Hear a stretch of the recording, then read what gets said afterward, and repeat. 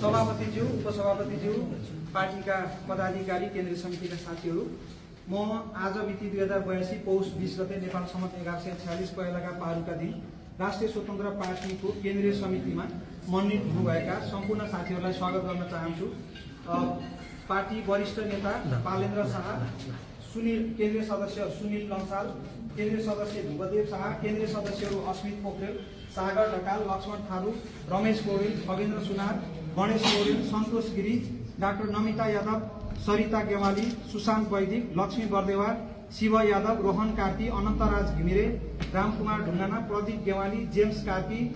मधुसूदन ढकाल, ओजस्वी थापा, केपी खनाल, आदित्य आचार्य, प्रदीप पाण्डे र खेमराज साउज्यूलाई स्वागत गर्न चाहन्छु।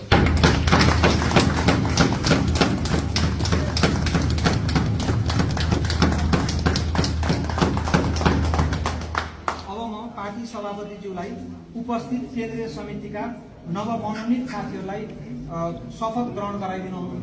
विनम्र अनुरोध गर्न चाहन्छु। मुलुक र जनता तथा राष्ट्रिय स्वतन्त्र पार्टीको विधानप्रति पूर्ण वफादार रही सत्यनिष्ठापूर्वक प्रतिज्ञा गर्दै इमानका साथ ईश्वर, देश र जनताको नाममा शपथ लिन्छु कि पार्टीप्रति पूर्ण वफादार रहँदै